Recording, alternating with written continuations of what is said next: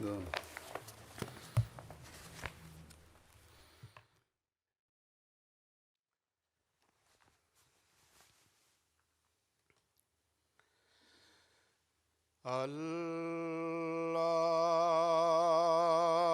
اکبر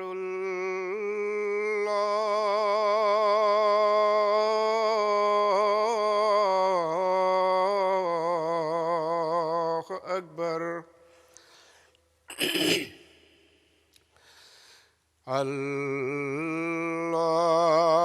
اللہ اکبر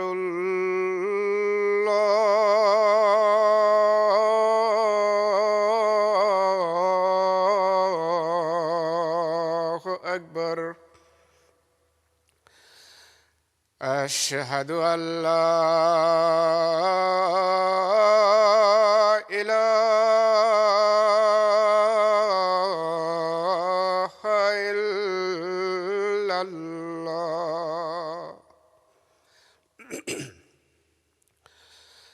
اشہد ان لا الہ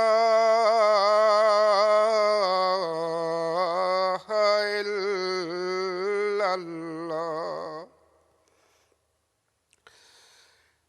اشہد ان محمدا رسول اللہ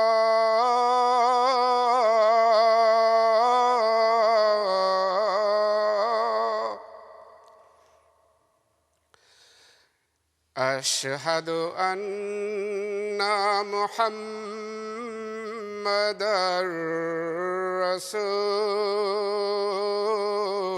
رسول اللہ حی علی الصلاۃ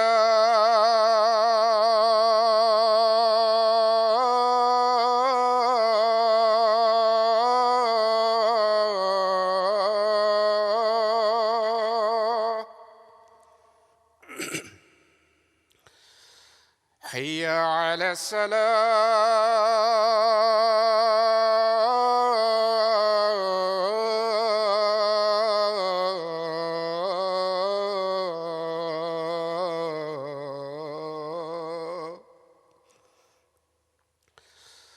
حی علی الفلاح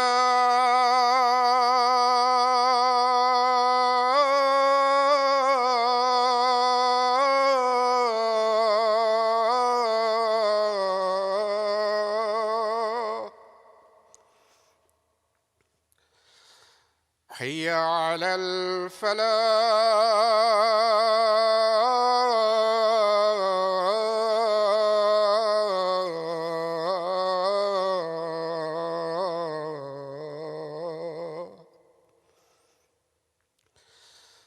اللہ اکبر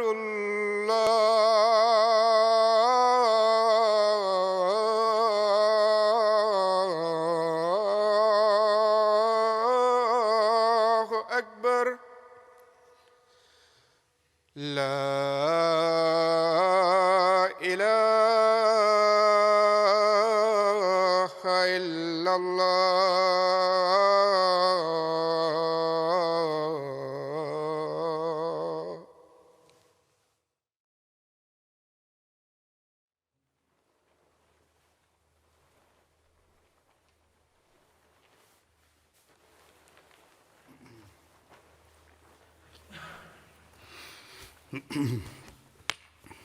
السلام علیکم ورحمۃ اللہ.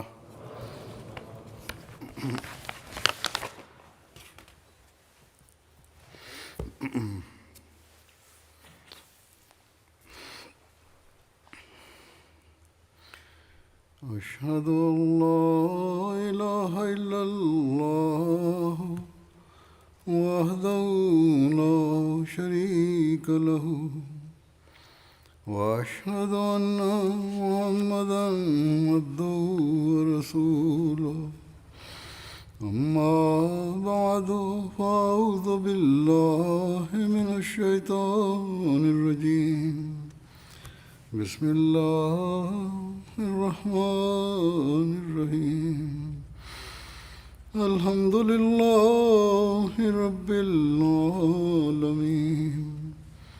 الرحمن الرحيم مالك يوم الدين إياك نعبد وإياك نستعين اهدنا الصراط المستقيم صراط الذين أنعمت عليهم غير المغضوب عليهم ولا الضالين.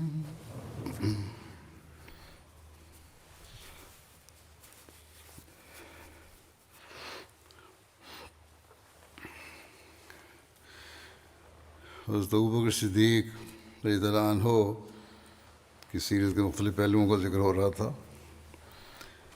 اس ضمن میں ان کی خدمت خلق اور محتاجوں کو کھانا کھلانے وغیرہ کے بارے میں ملتا ہے کہ اسلام قبول کرنے سے قبل بھی حضرت ابوبکر قریش کے بہترین لوگوں میں شمار ہوتے تھے، اور لوگوں کو جو بھی مشکل پیش آتی تھی وہ ان سے مدد لیا کرتے تھے. لوگ مکے میں وہ اکثر مہمان نوازی کرتے اور بڑی بڑی دعوتیں کیا کرتے تھے.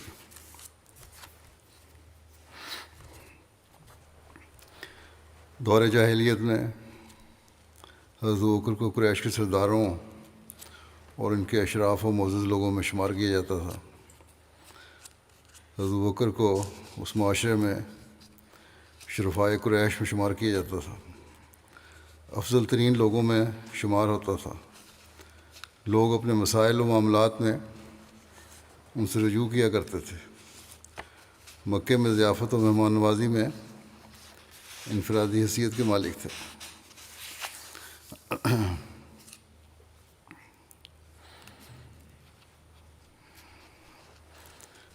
پھر لکھا ہے کہ حضرت ابوبکر غریبوں اور مسکینوں پر بے حد مہربان تھے. سردیوں میں کمبل خریدتے اور انہیں محتاجوں میں تقسیم کر دیتے. ایک روایت میں ہے کہ حضرت ابوبکر نے ایک سال گرم اونی چادریں خریدیں، یعنی کمبل جو دیہات سے لائی گئی تھیں، اور سردی کے موسم میں مدینہ کی بیوہ عورتوں میں یہ چادریں تقسیم کی گئیں.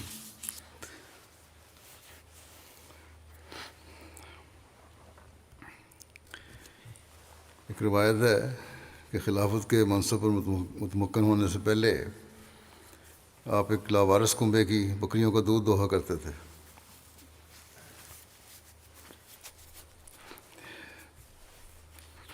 جب آپ خلیفہ بن گئے تو اس کنبے کی ایک بچی کہنے لگی کہ اب تو آپ ہماری بکریوں کا دودھ نہیں دعا کریں گے.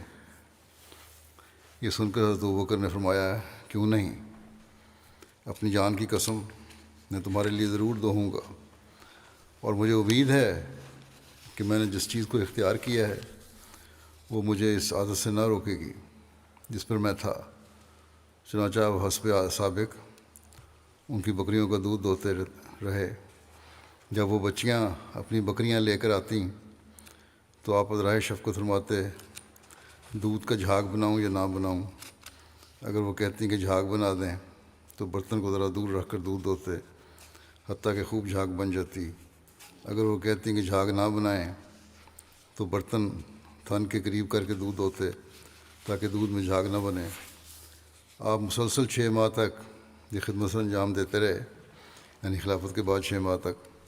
پھر آپ نے مدینہ میں رہائش اختیار کر لی. پہلے ان کے 2 گھر تھے حضرت ابوبکر کے. ایک گھر باہر تھا، وہاں باہر رہا کرتے تھے آن وسلم کے زمانے میں، لیکن حضرت صلی اللہ علیہ وسلم نے مسجد نبوی قریب اپنے گھروں کے قریب بھی ایک جگہ دی تھی ان کو، وہاں بھی گھر بنایا تھا انہوں نے. اس کے علاوہ بھی ایک گھر تھا، مدینہ میں بھی 2 گھر تھے.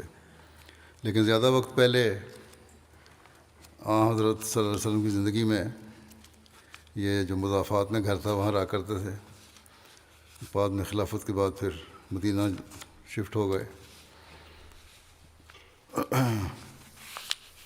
جب تک مدینہ نہیں آئے مسلسل ان بچیوں کی جو ڈیوٹی اپنے ذمہ آپ نے لی ہوئی تھی وہ ادا کرتے رہے. حضرت عمر رضی اللہ عنہ مدینہ کے کنارے پر رہنے والی ایک بوڑھی اور نابینا عورت کا خیال رکھا کرتے تھے. آپ اس کے لیے پانی لاتے اور اسے کام کاج کرتے.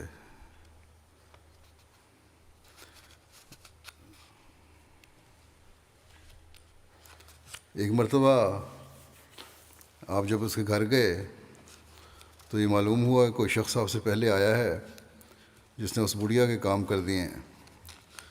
اگلی دفعہ آپ اس بڑھیا کے گھر جلدی گئے تاکہ دوسرا شخص پہلے نہ آ جائے. حضرت عمر چھپ کر بیٹھ گئے تو کیا دیکھتے ہیں کہ یہ حضرت ابوبکر ہیں جو اس بڑھیا کے گھر آتے تھے، اور اس وقت حضرت ابوبکر خلیفہ تھے.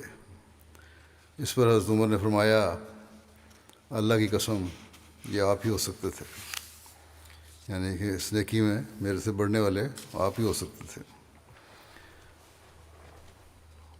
ایک روایت ہے موسیٰ بن اسماعیل نے بیان کی کہ معتمر نے اپنے باپ سے روایت کی اور بتایا کہ ابو عثمان نے ہم سے بیان کیا کہ حضرت عبد الرحمن بن ابی بکر رضی اللہ عنہما نے انہیں بتایا کہ صفہ والے محتاج لوگ تھے، اور ایک دفعہ نبی صلی اللہ علیہ وسلم نے فرمایا جس کے پاس 2 آدمیوں کا کھانا ہو وہ تیسرے کو لے جائے، اور جس کے پاس 4 کا کھانا ہو وہ 5ویں کو لے جائے، یا چھٹے کو، یا ایسا ہی کچھ الفاظ فرمائے. یعنی وہ غریب لوگ جو بیٹھے ہوئے تھے لوگ اپنے گھروں میں لے جائیں، ان کو کھانا کھلائیں. حضرت ابوبکر 3 آدمیوں کو لے آئے اور نبی صلی اللہ علیہ وسلم 10 کو لے گئے، اور گھر میں حضرت ابوبکر اور 3 اور شخص تھے. حضرت عبد الرحمن کہتے تھے کہ میں، میرا باپ اور میری ماں. راوی نے کہا ہے کہ میں نہیں جانتا کہ آیا عبد الرحمن نے یہ بھی کہا کہ میری بیوی یا میرا خادم، جو کہ ہمارے اور حضرت ابوبکر کے گھر میں مشترکہ تھا.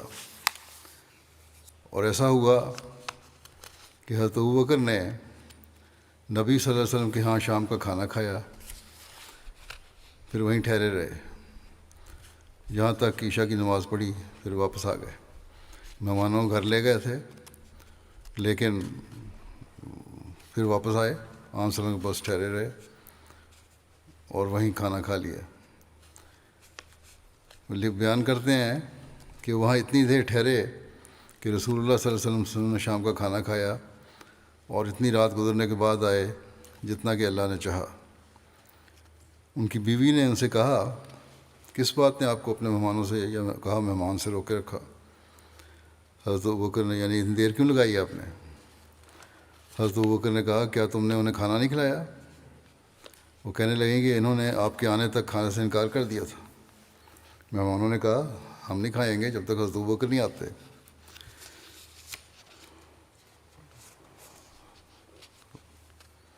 انہوں نے تو ان کو کھانا پیش کر دیا تھا. ان کی اہلیہ کہنے لگی، میں نے تو کھانا پیش کر دیا تھا مگر مہمانوں نے ان کی پیش نہ چلنے دی.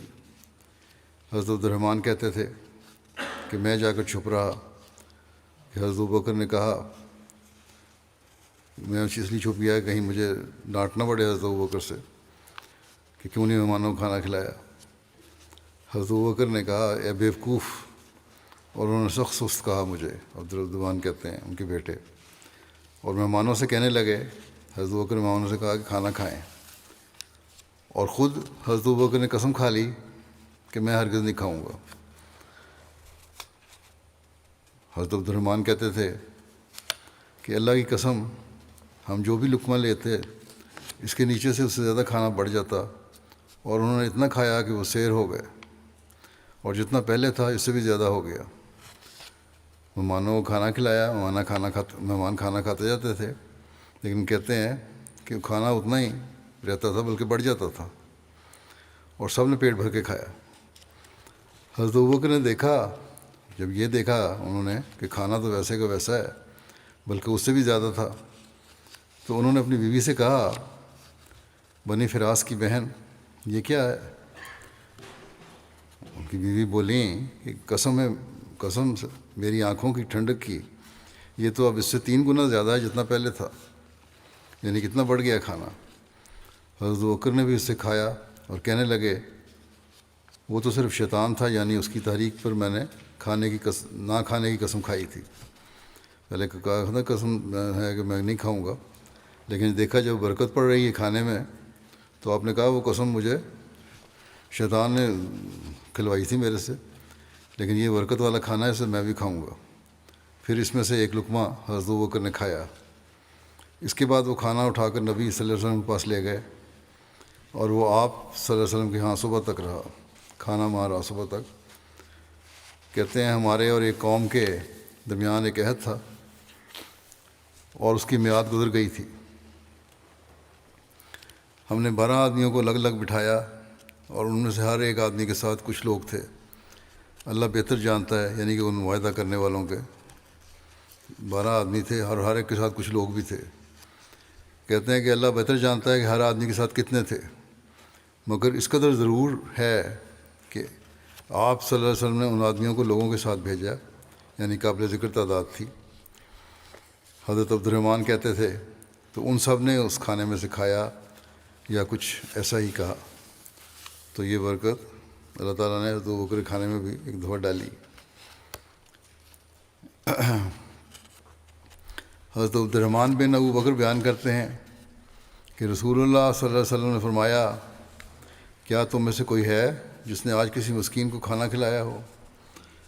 حضرت ابوبکر نے کہا میں مسجد میں داخل ہوا تو ایک سائل نے سوال کیا، میں نے عبد الرحمن کے ہاتھ میں روٹی کا ایک ٹکڑا پایا، وہ میں نے اس سے لے لیا اور وہ اس سائل کو دے دیا۔ اس طرح سوال کرنے والے نے سوال کیا تھا، میرے بیٹے کے ہاتھ میں روٹی تھی تو میں نے اس سے لے کے پھر اس سوالی کو دے دی۔ حضرت مسلم موعود رضی اللہ عنہ بیان فرماتے ہیں کہ حضرت ابوبکر کے بیٹے عبد الرحمن بھی خلافت کے لائق تھے، اور لوگوں نے کہا بھی کہ ان کی طبیعت حضرت عمر سے نرم ہے اور لیاقت بھی ان سے کم نہیں، ان کو آپ کے بعد خلیفہ بننا چاہیے۔ لیکن حضرت ابوبکر نے خلافت کے لیے حضرت عمر کو ہی منتخب کیا، باوجود کہ حضرت ابوبکر اور حضرت عمر کی طباع میں اختلاف تھا۔ بس حضرت ابوبکر نے خلافت سے ذاتی فائدہ کوئی حاصل نہیں کیا، بلکہ آپ خدمت خلق میں ہی بڑائی خیال کیا کرتے تھے۔ صوفیاء کی ایک روایت ہے، حضرت مسلم رحمۃ اللہ عالم کہاں تک درست ہے یہ، کہ حضرت ابوبکر کی وفات کے بعد حضرت عمر نے حضرت ابوبکر کے غلام سے پوچھا کہ وہ کون کون سے نیک کام تھے جو تیرا آقا کیا کرتا تھا تاکہ میں بھی وہ کام کروں۔ من جملہ اور نیک کاموں کے اس غلام نے ایک کام یہ بتایا کہ روزانہ حضرت ابوبکر روٹی لے کر کھانا لے کر فلاں طرف جایا کرتے تھے اور مجھے ایک جگہ کھڑا کر کے آگے چلے جاتے تھے۔ میں یہ نہیں کہہ سکتا کہ کس مقصد کے لیے ادھر جاتے تھے۔ چنانچہ حضرت عمر اس غلام کے ہمراہ اس طرف کو کھانا لے کر چلے گئے جس کا ذکر غلام نے کیا تھا۔ آگے جا کر کیا دیکھتے ہیں کہ ایک غار میں ایک اپاہج اندھا جس کے ہاتھ پاؤں نہ تھے بیٹھا ہوا تھا۔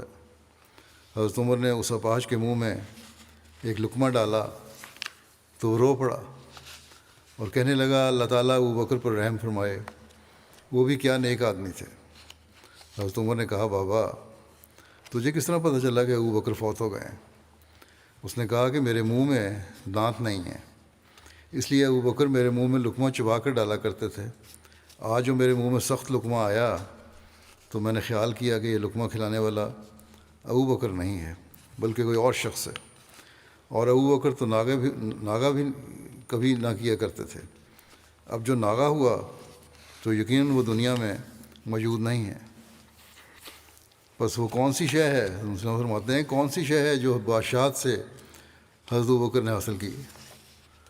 خلافت یا بادشاہت جو ان کو ملی اسے تو کچھ نہیں حاصل کیا۔ کیا سرکاری مال کو اپنا قرار دیا انہوں نے اور حکومت کی جائیدادوں کو اپنا مال قرار دیا؟ ہرگز نہیں۔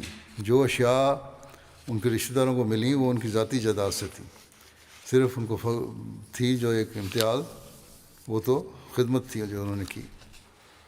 حضرت مسیح علیہ الصلوۃ والسلام فرماتے ہیں یہ دو ٹکڑے شریعت کے ہیں، حق اللہ اور حق العباد، یہ دو چیزیں ہیں۔ اللہ تعالیٰ کا حق اور حق العباد۔ فرماتے ہیں کہ حضرت صلی اللہ علیہ وسلم کی طرف دیکھو کہ کس قدر خدمات میں عمر کو گزارا، اور حضرت علی کی حالت کو دیکھو کہ اتنے پیوند لگائے کہ جگہ نہ رہی۔ حضرت ابوبکر نے ایک بڑھیا کو ہمیشہ حلوہ کھلانا وطیرہ کر رکھا تھا۔ غور کرو کہ یہ کس قدر التزام تھا۔ جب آپ فوت ہوئے، یعنی حضرت ابوبکر فوت ہو گئے، تو اس بڑھیا نے کہا کہ آج ابوبکر فوت ہو گیا۔ اس کے پڑوسیوں نے کہا کہ کیا تجھ کو الہام ہوا یا وحی ہوئی؟ تو اس نے کہا نہیں، آج حلوہ لے کر نہیں آیا، اس واسطے معلوم ہوا کہ فوت ہو گیا۔ یعنی زندگی میں ممکن نہ تھا کہ کسی حالت میں بھی حلوہ نہ پہنچے۔ دیکھو کس قدر خدمت تھی۔ ایسا ہی سب کو چاہیے کہ خدمت خلق کرے۔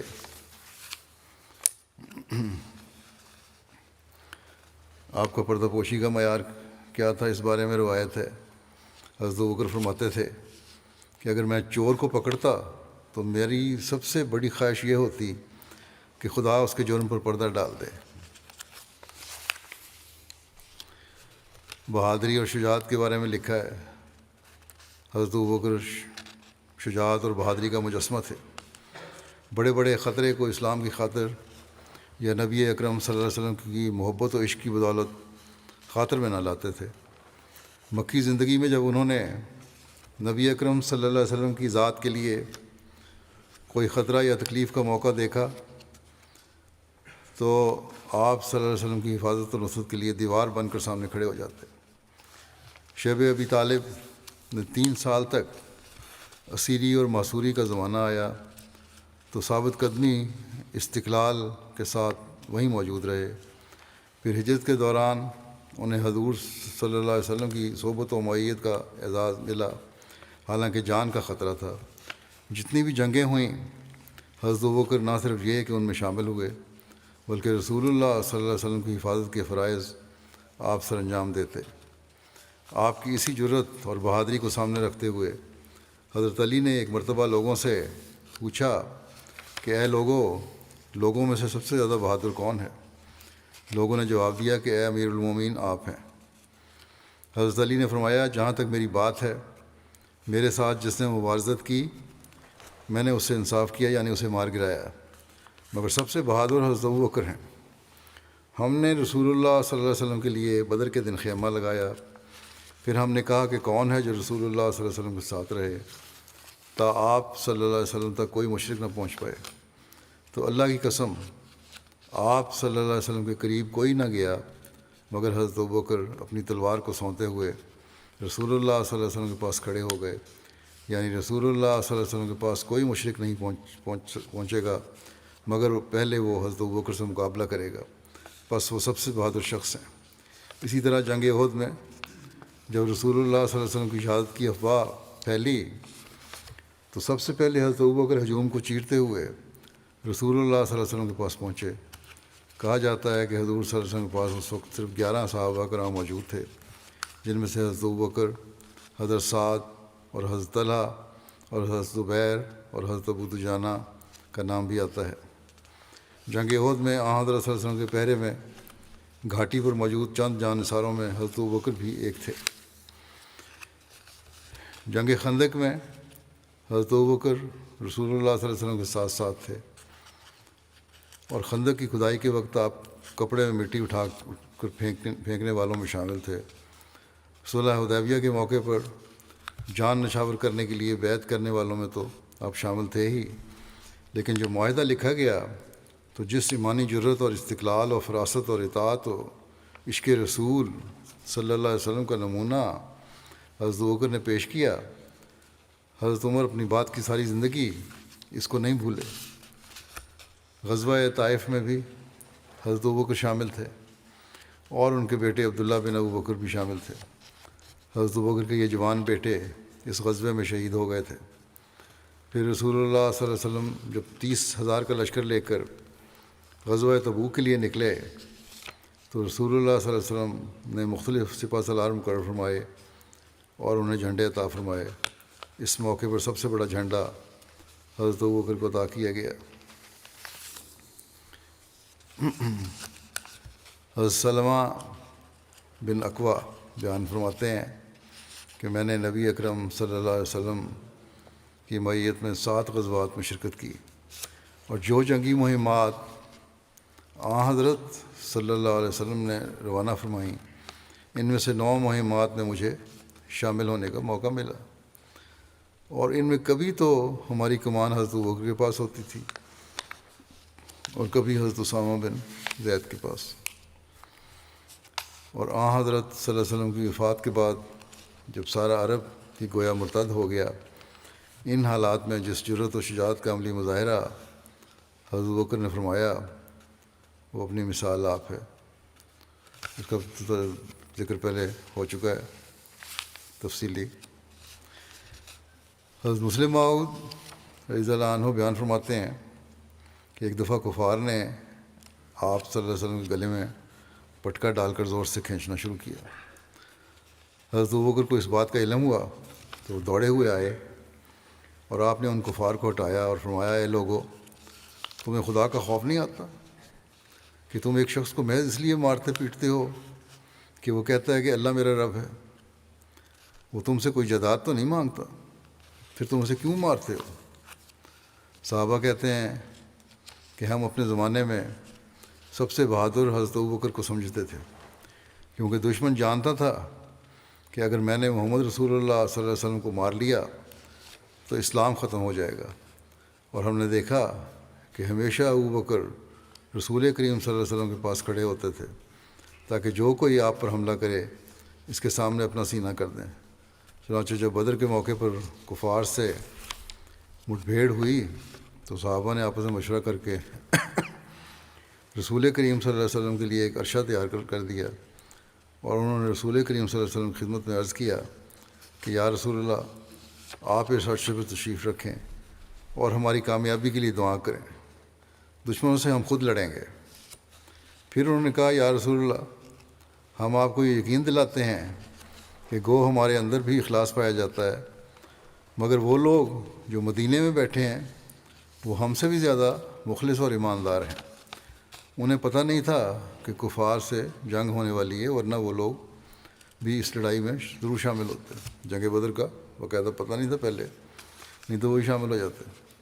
یا رسول اللہ، اگر خدا نخواستہ اس جنگ میں ہمیں شکست ہو تو ہم نے ایک تیز رفتار اونٹنی آپ کے پاس باندھ دی ہے اور ابوبکر کو آپ کے پاس کھڑا کر دیا ہے، ان سے زیادہ بہادر اور دلیر آدمی ہمیں اپنے اندر اور کوئی نظر نہیں آیا۔ یا رسول اللہ، آپ فوراً ابوبکر کے ساتھ اس اونٹنی پر بیٹھ کر مدینہ تشریف لے جائیں اور وہاں سے ایک نیا لشکر کفار کے مقابلے کے لیے لے آئیں جو ہم سے بھی زیادہ مخلص اور وفادار ہوگا۔ حضرت مسلم موعود فرماتے ہیں کہ اس واقعے سے اندازہ لگا لو کہ ابوبکر کتنی قربانی کرنے والا انسان تھا۔ پھر ایک موقع پر حضرت مسلم موعود فرماتے ہیں کہ ایک دفعہ بعض لوگوں نے صحابہ سے پوچھا کہ رسول کریم صلی اللہ علیہ وسلم کے زمانے میں سب سے زیادہ دلیر اور بہادر کون شخص تھا؟ جس طرح آج کل شیعہ سنی کا سوال ہے، اسی طرح اس زمانے میں بھی جس کسی کے ساتھ تعلق ہوتا تھا لوگ اس کی تعریفیں کیا کرتے تھے۔ جب صحابہ نے یہ سوال کیا گیا تو انہوں نے جواب دیا کہ ہم میں سے سب سے بہادر وہ شخص سمجھا جاتا تھا جو رسول کریم صلی اللہ علیہ وسلم کے پاس کھڑا ہوتا تھا۔ یہ نقطہ ایک جنگی آدمی سمجھ سکتا ہے، دوسرا آدمی نہیں سمجھ سکتا۔ جس کو جنگ کا پتہ ہو صحیح اور جنگ کے خطرات کا پتہ ہو، اسی کو اندازہ ہو سکتا ہے کہ بہادری کیسی ہے، جہاں سب سے زیادہ خطرہ ہو وہاں کھڑے ہونا۔ تو فرماتے ہیں کہ بات یہ ہے کہ جو شخص ملک اور قوم کی روح رواں ہو، دشمن چاہتا ہے کہ اسے مار ڈالے تاکہ اس کی موت کے ساتھ تمام جھگڑا ختم ہو جائے۔ اس لیے جس طرف بھی ایسا آدمی کھڑا ہوگا دشمن اس طرف پورے زور کے ساتھ حملہ کرے گا۔ جو مرکز ہو کسی چیز کا، اسی کی طرف زیادہ حملہ کرتا ہے دشمن، اور ایسی جگہ پر وہی شخص کھڑا ہو سکتا ہے، یعنی اس کی حفاظت کے لیے، اس مرکز کی حفاظت کے لیے وہی شخص کھڑا ہو سکتا ہے جو سب سے زیادہ بہادر ہو۔ پھر صحابہ نے کہا کہ آپ کے پاس اکثر حضرت ابوبکر کھڑے ہوا کرتے تھے اور ہمارے نزدیک وہی سب سے زیادہ بہادر تھے۔ پھر حضرت مسلم موعود رضی اللہ عنہ بنی اسرائیل کی دوسری آیت، سورۃ بنی اسرائیل کی دوسری آیت کی تفسیر بیان فرماتے ہوئے ایک جگہ فرماتے ہیں کہ یہ امر بھی قابل توجہ ہے کہ اسرا بعبدہ سے ظاہر ہوتا ہے کہ چلانے والا کوئی دوسرا تھا اور اس میں چلنے والے کا اپنا اختیار نہ تھا۔ ہجرت کا واقعہ بھی اسی طرح ہوا کہ آپ رات ہی کو نکلے، اور یہ نکلنا اپنی مرضی سے نہ تھا، بلکہ اس وقت مجبور ہو کر آپ نکلے جب کہ کفار نے آپ کے قتل کرنے کے لیے آپ کے گھر کا محاصرہ کر لیا تھا۔ بس اس سفر میں آپ کی مرضی کا دخل نہ تھا، بلکہ خدا تعالیٰ کی مشیت نے آپ کو مجبور کیا تھا، یعنی آپ کو چلانے والا، آپ کو باہر نکالنے والا، آپ کو ہجرت پر لے جانے کے لیے مجبور کے لیے کہنے والا اللہ تعالیٰ تھا، اور اس کی مشیت کی وجہ سے آپ مجبور ہو کے نکلے تھے۔ پھر جس طرح فرماتے ہیں کہ پھر جس طرح رویا میں جبرائیل بیت المقدس کے سفر میں آپ کے ساتھ تھے، ہجرت میں ابوبکر آپ کے ساتھ تھے، جو گویا اسی طرح آپ کے تابع تھے جس طرح جبرائیل خدا تعالیٰ کے تابع کام کرتا ہے۔ اور جبرائیل کے معنی خدا تعالیٰ کے پہلوان کے ہوتے ہیں۔ حضرت ابوبکر بھی اللہ تعالیٰ کے خاص بندے تھے اور دین کے لیے ایک نڈر پہلوان کی حیثیت رکھتے تھے۔ پھر حضرت مسلم موعود فرماتے ہیں ایک جگہ کہ حقیقت یہ ہے کہ اللہ تعالیٰ کے کلام پر ایمان کے ہوتے ہوئے انسانی قلب میں مایوسی پیدا ہی نہیں ہو سکتی۔ اللہ تعالیٰ کے پر ایمان ہو کامل تو دل میں کوئی مایوسی پیدا نہیں ہو سکتی۔ رسول کریم صلی اللہ علیہ وسلم کی جو حالت مثلاً غار ثور میں ہوئی، اس کے بعد کون سی امید کی حالت باقی رہ جاتی تھی؟ رسول کریم صلی اللہ علیہ وآلہ وسلم رات کی تاریکی میں اپنے گھر کو چھوڑ کر غار ثور میں جا چھپے، ایک ایسی غار میں جس کا منہ بہت بڑا کھلا تھا اور ہر انسان آسانی سے اس کے اندر جھانک سکتا تھا اور کود سکتا تھا۔ صرف ایک ساتھی آپ کے ہمراہ تھا، اور پھر دونوں بغیر ہتھیاروں اور بغیر کسی طاقت کے تھے۔ مکے کے مسلح لوگ آپ کے تعاقب میں غار ثور پر پہنچے، اور ان میں سے بعض نے اصرار کیا کہ ہمیں جھک کر اندر بھی ایک دفعہ دیکھ لینا چاہیے، تاکہ اگر وہ اندر ہوں تو ہم ان کو پکڑ سکیں۔ دشمن کو اتنا قریب دیکھ کر حضرت ابوبکر رضی اللہ تعالیٰ عنہ رو پڑے، اور انہوں نے کہا یا رسول اللہ، دشمن تو سر پر پہنچ گیا ہے۔ آپ نے اس وقت بڑے جوش سے فرمایا لا تحزن ان اللہ معنا۔ ابوبکر ڈرتے کیوں؟ خدا ہمارے ساتھ ہے۔ دیکھو گھبراہٹ کے لحاظ سے کتنی انتہائی چیز اس وقت آپ کے سامنے آئی، اور اس واقعہ کے بعد رسول کریم صلی اللہ علیہ وسلم کو قتل یا آپ کی گرفتاری میں کون سی کسر باقی رہ گئی تھی؟ مگر باوجود اس کے کہ دشمن طاقتور تھا، سپاہی اس کے ساتھ تھے، ہتھیار اس کے پاس موجود تھے، اور رسول کریم صلی اللہ علیہ وآلہ وسلم بالکل نہید تھے، صرف ایک ساتھی کے ساتھ غار میں بیٹھے تھے۔ نہ ہتھیار آپ کے پاس تھا، نہ حکومت آپ کی تائید میں تھی، نہ کوئی جتھا آپ کے پاس تھا۔ آپ کثیر التعداد دشمن کو اپنے ساتھ کھڑا دیکھنے کے باوجود فرماتے ہیں لا تحزن ان اللہ معنا۔ تم کیوں یہ کہتے ہو کہ دشمن طاقتور ہے؟ کیا وہ خدا سے بھی زیادہ طاقتور ہے؟ جب خدا ہمارے ساتھ ہے تو ہمارے لیے گھبراہٹ کی کون سی وجہ ہے؟ حضرت ابوبکر کی گھبراہٹ بھی اپنے لیے نہیں تھی، بلکہ رسول کریم صلی اللہ علیہ وآلہ وسلم کے لیے تھی۔ بعض شیعہ لوگ اس واقعہ کو پیش کر کے کہتے ہیں کہ ابوبکر نعوذ باللہ بے ایمان تھا، وہ اپنی جان دینے سے ڈر گیا، حالانکہ تاریخوں میں صاف لکھا ہے کہ جب رسول کریم صلی اللہ علیہ وآلہ وسلم نے فرمایا لا تحزن ان اللہ معنا، تو حضرت ابوبکر نے کہا یا رسول اللہ، میں اپنی جان کے لیے تو نہیں ڈرتا، میں اگر مارا گیا تو صرف ایک آدمی مارا جائے گا، میں تو آپ کے لیے ڈرتا ہوں، کیونکہ اگر آپ کو نقصان پہنچا تو صداقت دنیا سے مٹ جائے گی۔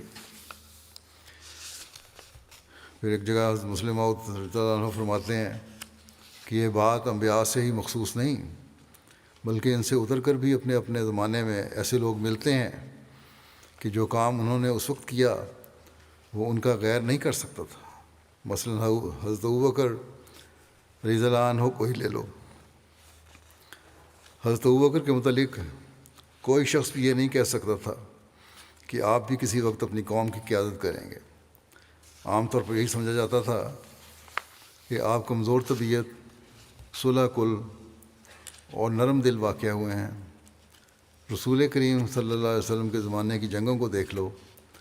آپ صلی اللہ علیہ وسلم نے کسی بڑی جنگ میں بھی حضرت ابوبکر کو فوج کا کمانڈر نہیں بنایا۔ بے شک بعض چھوٹے چھوٹے غزوات ایسے ہیں جن میں آپ کو افسر بنا کر بھیجا گیا، مگر بڑی جنگوں میں ہمیشہ دوسرے لوگوں کو ہی کمانڈر بنا کر بھیجا جاتا تھا۔ اسی طرح دوسرے کاموں میں بھی آپ کو انچارج نہیں بنایا جاتا تھا۔ باقی قرآن کریم کی تعلیم ہے یا قضاء وغیرہ کا کام ہے، یہ بھی آپ کے سپرد نہیں کیا گیا، حضرت ابوبکر کے سپرد نہیں کیا۔ لیکن رسول کریم صلی اللہ علیہ وسلم جانتے تھے کہ جب ابوبکر کا وقت آئے گا تو جو کام ابوبکر کر لے گا وہ اس کا غیر نہیں کر سکے گا۔ چنانچہ جب رسول کریم صلی اللہ علیہ وآلہ وسلم فوت ہوئے اور مسلمانوں میں اختلاف پیدا ہو گیا کہ کون خلیفہ ہو، اس وقت حضرت ابوبکر کے ذہن میں بھی یہ بات نہ تھی کہ آپ خلیفہ ہوں گے۔ آپ سمجھتے تھے کہ حضرت عمر وغیرہ ہی اس کے اہل ہیں، ہو سکتے ہیں۔ انصار میں جو جوش پیدا ہوا اور انہوں نے چاہا کہ خلافت انہی میں رہو، کیونکہ سمجھتے تھے کہ ہم نے اسلام کی خاطر قربانیاں کی ہیں اور اب خلافت کا حق انصار کا خیال تھا کہ ہمارا ہے۔ اور ادھر مہاجرین کہتے تھے کہ خلیفہ ہم میں سے ہو۔ غرض رسول کریم صلی اللہ علیہ وسلم کی وفات پر ایک جھگڑا برپا ہو گیا۔ انصار کہتے تھے کہ خلیفہ ہم میں سے ہو اور مہاجرین کہتے تھے کہ خلیفہ ہم میں سے ہو۔ آخر انصار کی طرف سے جھگڑا اس بات پر ختم ہوا کہ ایک خلیفہ مہاجرین میں سے ہو اور ایک خلیفہ انصار میں سے ہو۔ اس جھگڑے کو دور کرنے کے لیے ایک میٹنگ بلائی گئی۔ حضرت عمر فرماتے ہیں کہ اس وقت میں نے سمجھا کہ حضرت ابوبکر بے شک نیک اور بزرگ ہیں، لیکن اس گتھی کو سلجھانا ان کا کام نہیں ہے۔ یہ بہت مشکل کام ہے ان کے لیے۔ اس گتھی کو اگر کوئی سلجھا سکتا ہے تو حضرت عمر نے کہا کہ وہ میں ہی ہوں۔ یہاں طاقت کا کام ہے، نرمی اور محبت کا کام نہیں، اور حضرت ابوبکر تو نرمی اور محبت دکھانے والے ہیں۔ چنانچہ فرماتے ہیں میں نے سوچ سوچ کر ایسے دلائل نکالنے شروع کیے جن سے یہ ثابت ہو کہ خلیفہ قریش میں سے ہونا چاہیے، اور یہ کہ ایک خلیفہ انصار میں سے ہو اور ایک مہاجرین میں سے، یہ بالکل غلط ہے۔ آپ فرماتے ہیں کہ میں نے بہت سے دلائل سوچے اور پھر اس مجلس میں گیا جو اس جھگڑے کو نپٹانے کے لیے منعقد کی گئی تھی۔ حضرت ابوبکر بھی میرے ساتھ تھے۔ میں نے چاہا کہ تقریر کروں اور دلائل سے جو میں سوچ کر گیا تھا لوگوں کو قائل کروں۔ میں سمجھتا تھا کہ حضرت ابوبکر اس شوکت اور دبدبے کے مالک نہیں کہ اس مجلس میں بول سکیں، لیکن میں کھڑا ہونے ہی لگا تھا۔ حضرت عمر کہتے ہیں کہ میں کھڑا ہونے ہی لگا تھا کہ حضرت ابوبکر نے غصے سے ہاتھ مار کر مجھ سے کہا بیٹھ جاؤ، اور خود کھڑے ہو کر تقریر شروع کر دی۔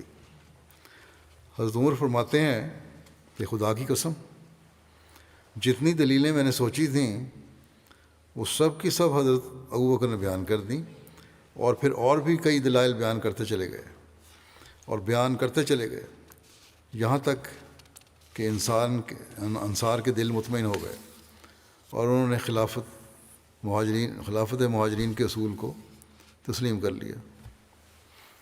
یہ وہی ابوبکر تھا جس کے متعلق حضرت عمر خود بیان کرتے ہیں کہ انہوں نے ایک دفعہ کسی جھگڑے پر بازار میں حضرت ابوبکر کے کپڑے پھاڑ دیے اور مارنے پر تیار ہو گئے تھے۔ یہ وہی ابوبکر تھا جس کے متعلق رسول کریم صلی اللہ علیہ وآلہ وسلم فرمایا کرتے تھے کہ حضرت ابوبکر کا دل رقیق ہے، مگر جب رسول کریم صلی اللہ علیہ وآلہ وسلم کی وفات کا وقت قریب آیا تو وفات سے قبل آپ نے حضرت عائشہ سے فرمایا، حضرت صلی اللہ علیہ وسلم نے حضرت عائشہ سے فرمایا کہ میرے دل میں بار بار یہ خواہش اٹھتی ہے کہ میں لوگوں سے کہہ دوں کہ وہ میرے بعد ابوبکر کو خلیفہ بنا لیں، لیکن پھر رک جاتا ہوں۔ کیونکہ میرا دل جانتا ہے کہ میری وفات کے بعد خدا تعالیٰ اور اس کے مومن بندے ابو بکر کے سوا کسی اور کو خلیفہ نہیں بنائیں گے۔ چنانچہ ایسا ہی ہوا، آپ کو خلیفہ منتخب کیا گیا۔ آپ رقیق القلب انسان تھے اور اتنی نرم طبیعت کے تھے کہ ایک دفعہ آپ کو مارنے کے لیے بازار میں حضرت عمر آگے بڑھے اور انہوں نے آپ کے کپڑے پھاڑ دیے، لیکن وہی ابو بکر جس کی نرمی کی یہ حالت تھی، ایک وقت ایسا آیا کہ حضرت عمر آپ کے پاس آئے اور انہوں نے درخواست کی کہ تمام عرب مخالف ہو گیا ہے، صرف مدینہ، مکہ اور ایک اور چھوٹی سی بستی میں نماز باجماعت ہوتی ہے، باقی لوگ نمازیں پڑھتے تو ہیں لیکن ان میں اتنا تفرقہ پیدا ہو چکا ہے کہ ایک دوسرے کے پیچھے نماز پڑھنے کے لیے تیار نہیں، اور اختلاف اتنا بڑھ چکا ہے کہ وہ کسی کی بات سننے کو تیار نہیں۔ عرب کے جاہل لوگ جو 5-5 6 ماہ سے مسلمان ہوئے ہیں مطالبہ کر رہے ہیں کہ زکوٰۃ معاف کر دی جائے۔ یہ لوگ زکوٰۃ کے مسئلے کو سمجھتے تو ہیں نہیں۔ اگر عمر نے کہا کہ اگر 1-2 سال کے لیے انہیں زکوٰۃ معاف کر دی جائے تو کیا حرج ہے؟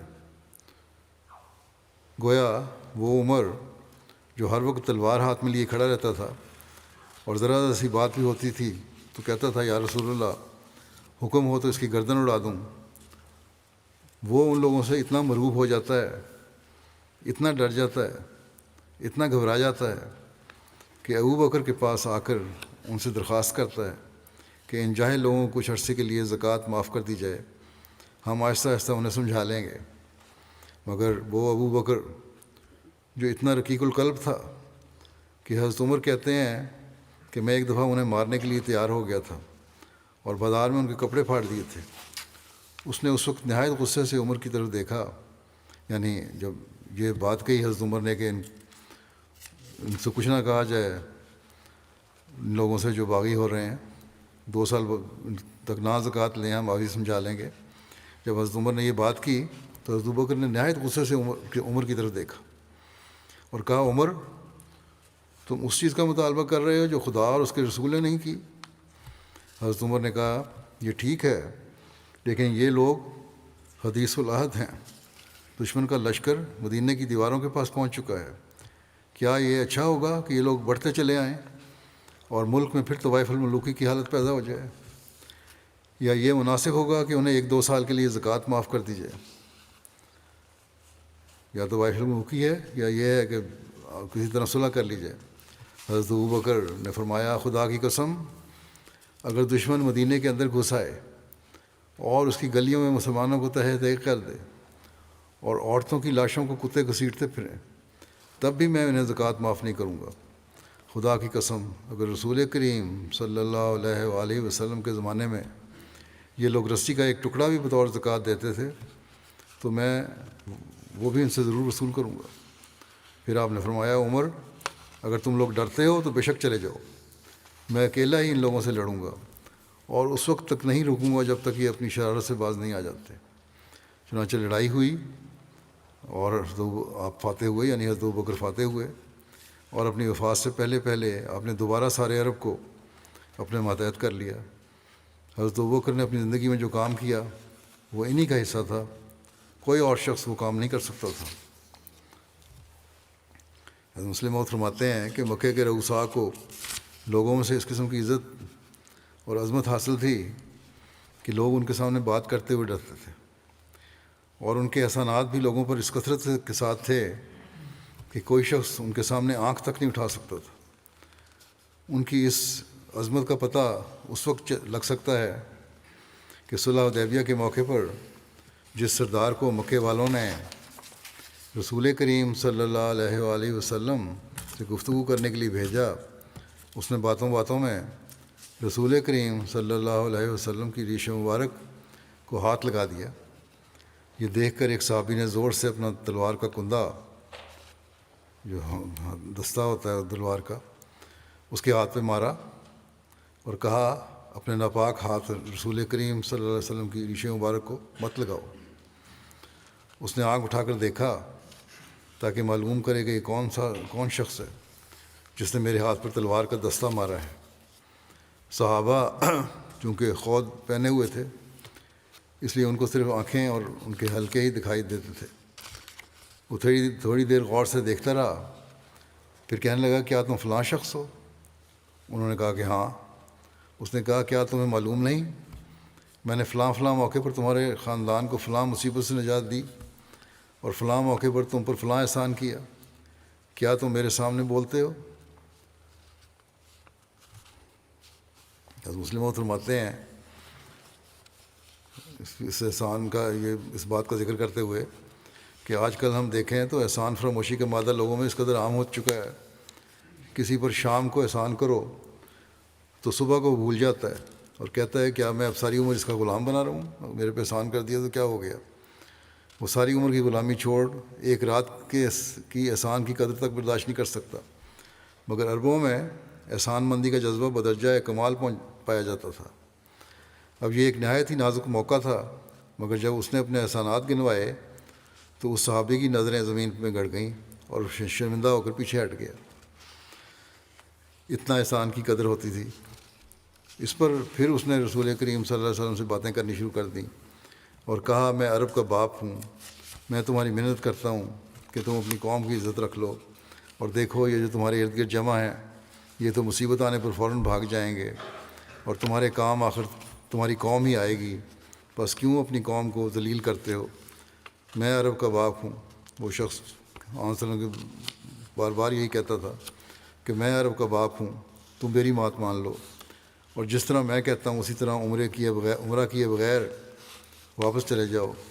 اسی دوران میں اس نے اپنی بات پر زور دینے اور رسول کریم صلی اللہ علیہ وسلم سے منوانے کی خاطر آپ کی ریش مبارک کو پھر ہاتھ لگا دیا، اور گویا آپ کی ریش مبارک کو اس کا ہاتھ لگانا لجاجت کے رنگ میں تھا، بڑی منت کے رنگ میں کہنا چاہتا تھا، اور اس لیے تھا کہ آپ سے وہ اپنی بات منوائے، مگر چونکہ اس میں تحقیر کا پہلو بھی پایا جاتا تھا اس لیے صحابہ اسے برداشت نہ کر سکے، اور جو ہی اس نے رسول کریم صلی اللہ علیہ وسلم کی داڑھی کو ہاتھ لگایا پھر کسی شخص نے زور سے اپنا ہاتھ اس کے ہاتھ پر مارا اور کہا اپنے ناپاک ہاتھ رسول کریم صلی اللہ علیہ وسلم کی ریش مبارک کی طرف مت بڑھا۔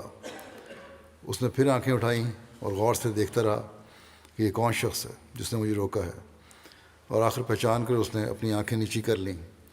اس شخص نے جو کافروں کا نمائندہ بن کے آیا تھا، جب اس نے پہچانا اس شخص کو تو آنکھیں نیچی کر لیں اور کہا ابو بکر، دیکھا یہ تو ابو بکر ہیں، اور کہنے لگا ابو بکر میں جانتا ہوں کہ تم پر میرا کوئی احسان نہیں، تم ایسے شخص ہو جس پر میں نے کوئی احسان نہیں کیا۔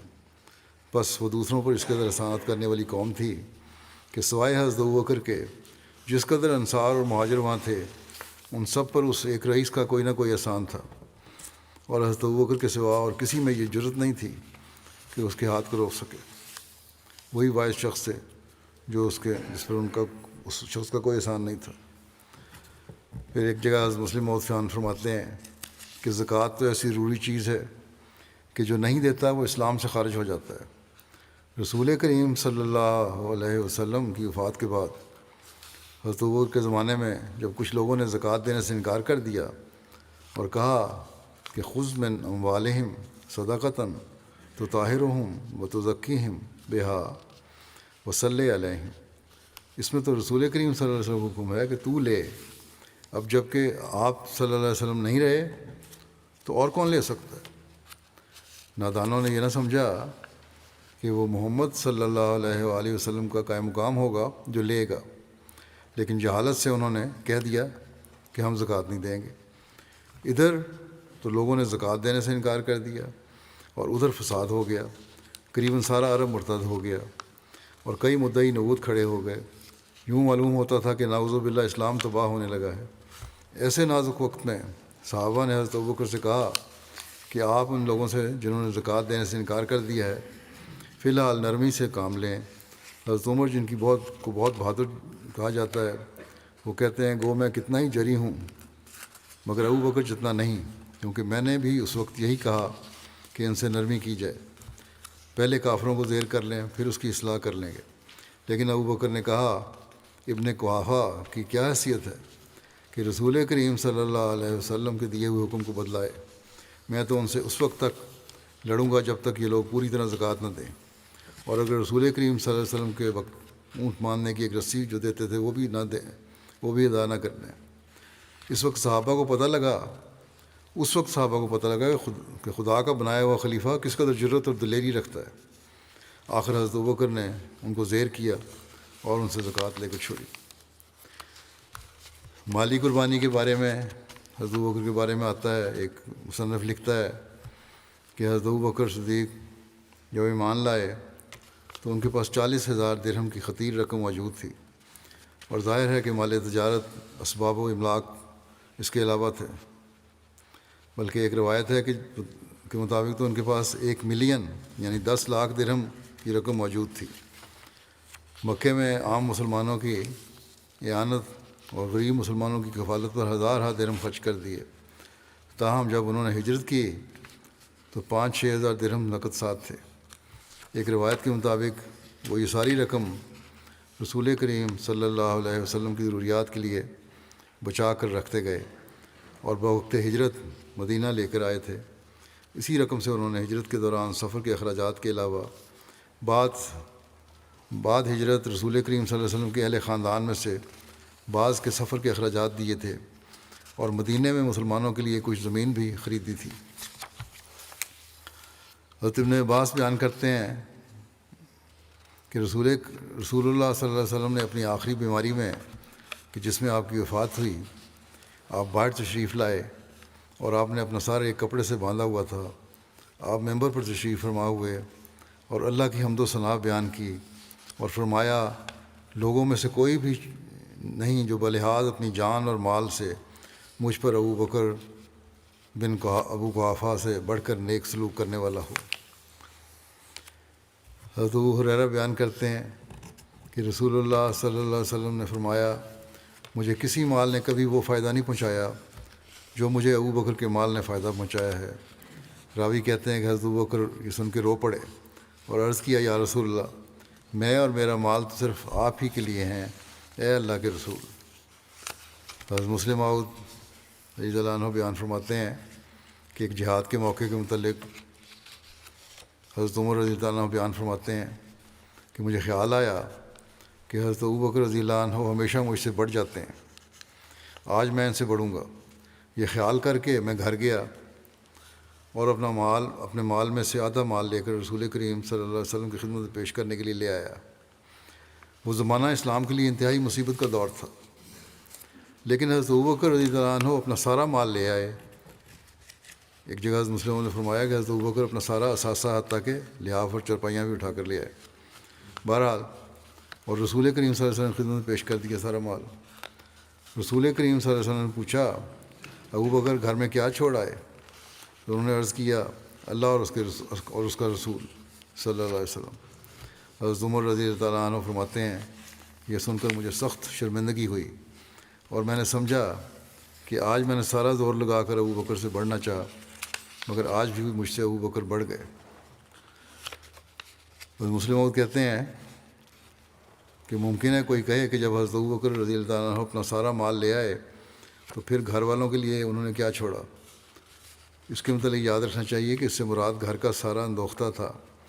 وہ تاجر تھے اور جو مال تجارت میں لگا ہوا تھا وہ نہیں لائے تھے اور نہ مکان بیچ کر آ گئے تھے، بلکہ وہ گھر کا سامان لے کے آئے تھے۔ اس وقت سے مسلم فرماتے ہیں کہ اس واقعہ سے حضرت ابوبکر کے 2 کمال ظاہر ہوتے ہیں، ایک یہ کہ وہ قربانی میں سب سے آگے بڑھ گئے، اور دوسرے یہ کہ باوجود اپنا سارا مال لانے کے پھر سب سے پہلے پہنچ گئے، اور جنہوں نے تھوڑا دیا تھا وہ اس فکر میں ہی رہے کہ کتنا گھر میں رکھیں اور کتنا لائیں، مگر باوجود اس کے حضرت ابوبکر کے متعلق یہ کہیں نہیں آتا کہ انہوں نے دوسروں پر اعتراض کیا ہو۔ سارا کچھ لے آئے لیکن یہ نہیں ہوا کہ انہوں نے اعتراض کیا، دیکھو میں لے آئے اور وہ دوسرے نہیں لے کے آتے۔ حضرت ابوبکر قربانی کر کے بھی یہ سمجھتے تھے کہ ابھی خدا کا میں دیندار ہوں اور میں نے کوئی اللہ تعالیٰ پر احسان نہیں کیا، بلکہ اس کا احسان ہے کہ اس نے مجھے توفیق دی ہے۔ بس یہ اس میں بیان فرما رہے ہیں حضرت مسلم موعود کہ مالی قربانی کرنے والوں کو اپنا دیکھنا چاہیے، ان منافقوں کی طرح نہیں ہونا چاہیے جو خود بھی چندہ نہیں دیتے اور اگر تھوڑا سا دے دیں تو دوسروں پہ اعتراض کرتے ہیں، دیکھو فلاں نے کم دیا اور فلاں نے اتنا دیا. حضرت مسیح موعود علیہ الصلوۃ والسلام فرماتے ہیں صحابہ کی تو وہ پاک جماعت تھی جس کی تعریف میں قرآن شریف بھرا پڑا ہے. کیا آپ لوگ ایسے ہیں؟ جب خدا کہتا ہے کہ حضرت مسیح کے ساتھ وہ لوگ ہوں گے جو صحابہ کے بدوش ہوں گے. صحابہ تو وہ تھے جنہوں نے اپنا مال، اپنا وطن رائے حق میں دے دیا اور سب کچھ چھوڑ دیا. حضرت صدیق اکبر رضی اللہ عنہ کا معاملہ اکثر سنا ہوگا. ایک دفعہ جب رائے خدا میں مال دینے کا حکم ہوا تو گھر کا کل اثاثہ لے آئے. جب رسول کریم صلی اللہ علیہ وسلم نے دریافت کیا کہ گھر میں کیا چھوڑ آئے تو فرمایا کہ خدا اور اس کا اور رسول کو گھر چھوڑ آیا ہوں. رئیس مکہ ہو اور کمبل پوش غربا کا لباس پہنے، یہ سمجھ لو کہ وہ لوگ تو خدا کی راہ میں شہید ہو گئے. ان کے لیے تو یہی لکھا ہے کہ سیفوں کے نیچے بہشت ہے، یعنی تلواروں کے نیچے بہشت ہے. پھر حضرت مسیح علیہ الصلوۃ والسلام فرماتے ہیں صحابہ کی حالت دیکھو. جب امتحان کا وقت آیا تو جو کچھ کسی کے پاس تھا اللہ تعالیٰ کی راہ میں دے دیا. حضرت ابوبکر صدیق سے اول کمبل ابوبکر صدیق سب سے اول کمبل پہن کر آ گئے. پھر اس کمبل کی جزا بھی اللہ تعالیٰ نے کیا دی، یعنی کہ سب کچھ لے آیا اور صرف ایک کمبل اوڑھ لیا اپنے اوپر. اللہ تعالیٰ نے کیا جزا دی کہ سب سے اول خلیفہ وہی ہوئے. غرض یہ ہے کہ اصلی خوبی خیر اور روحانی لذت سے بہرہ ہونے کے لیے وہی مال کام آ سکتا ہے. غرض یہ ہے اصلی خوبی، یعنی سب سے اول کام کرنا. فرمایا کہ خیر اور روحانی لذت سے بہرہ ہونے کے لیے وہی مال کام آ سکتا ہے جو خدا کی راہ میں خرچ کیا جائے. انشاءاللہ تعالیٰ باقی ذکر آئندہ.